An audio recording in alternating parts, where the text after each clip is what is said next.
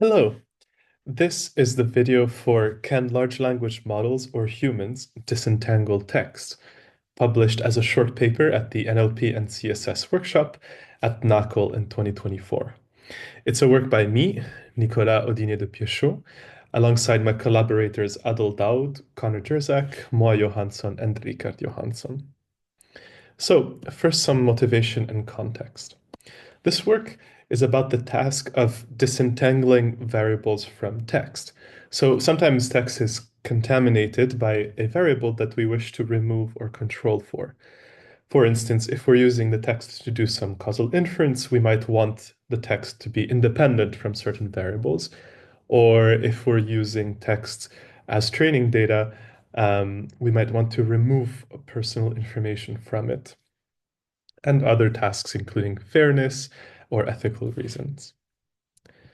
So, approaches in the past to attack this problem have focused on interventions at the text embedding level, at the representation level, and these have succeeded. However, these approaches often require labeled data and they yield transformation in the embeddings that are not necessarily very interpretable by us humans. So, given the advances in large language models of the last few years, our question was, can we use large language models to directly rewrite text to remove a particular target variable while preserving everything else? And additionally, how do humans perform at this same task with the same text?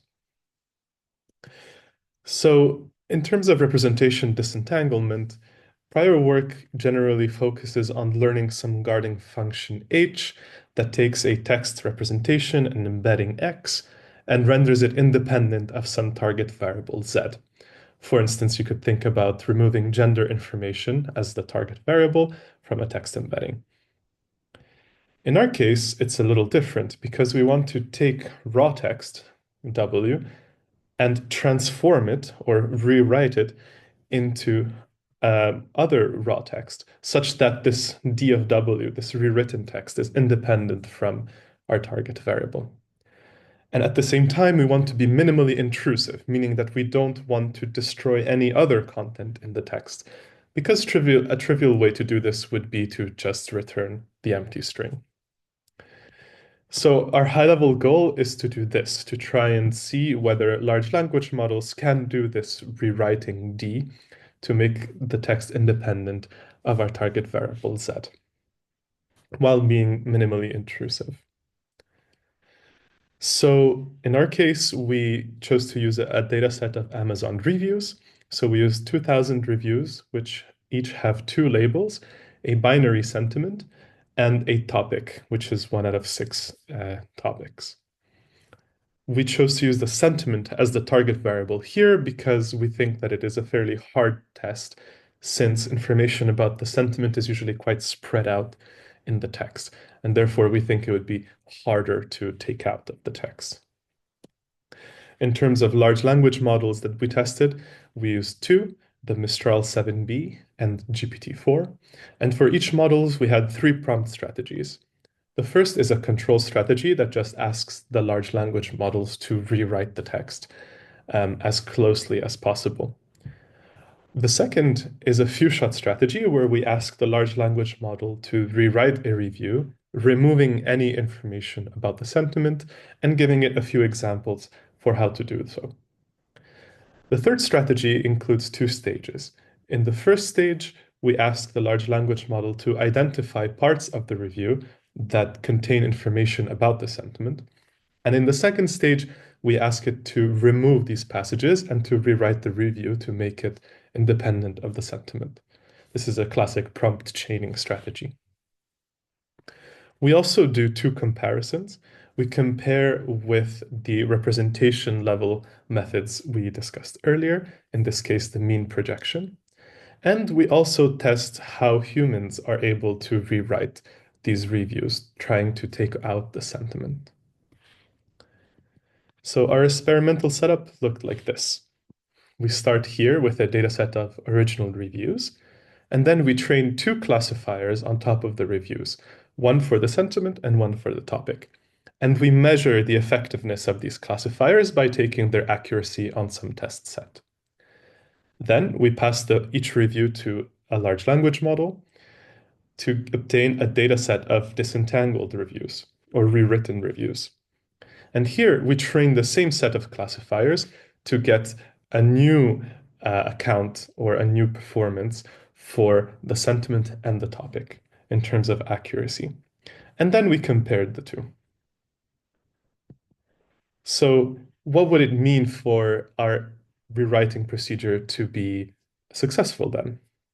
Well, this consists of two steps. First, if we succeed in removing the signal for the target variable for our z, then we expect the classifier trained on the rewritten reviews for the sentiment to perform a lot worse than the one trained on the original reviews, because the reviews are now independent of the sentiment. And specifically, since we use the balanced data set with a binary variable, we would expect the accuracy to be near coin toss or near chance.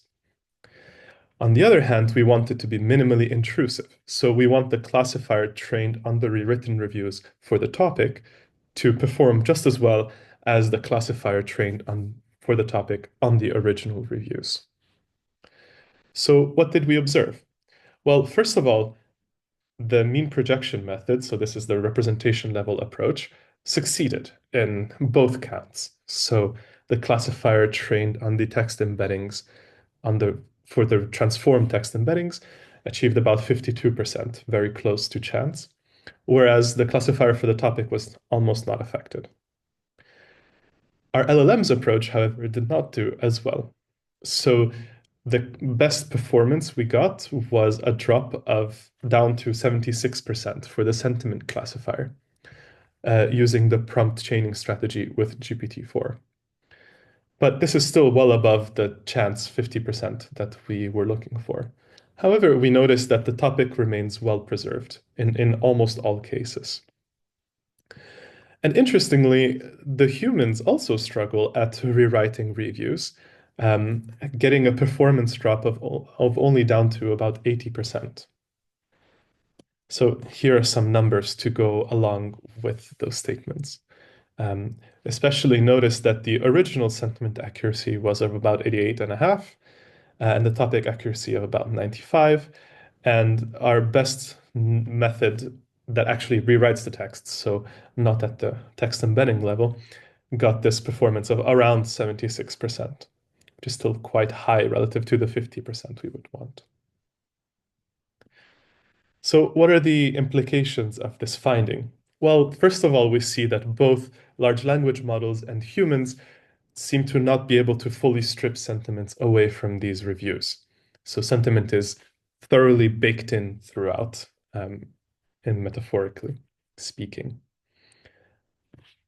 We also see that although the text embedding representation was successful, given that we were not able to rewrite the text, it might produce some incongruent transformations, meaning that the text embeddings on the output of the transformation might not be that meaningful. We don't have a good way of transforming it back into text and seeing what they mean.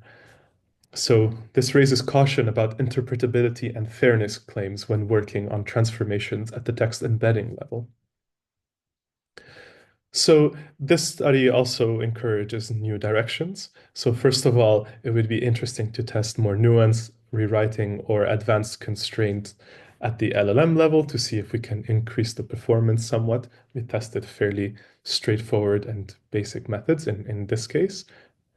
Another interesting direction to take would be to test different tasks. So here we only used a single data set, and it would be interesting to see what would happen if the information pertaining to the target variable in the text was more localized in a single place in the text, like personal information, say, or if the two variables, so the sentiment and the proxy are quite independent, and what would happen if the two variables were more dependent to each other?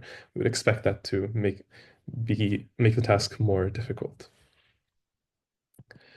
So in conclusion, currently LLMs do not seem to reliably remove sentiment traces, at least not with the simple methods that we tried. And we noticed that also humans struggle at doing this, hinting that this is potentially simply a hard task.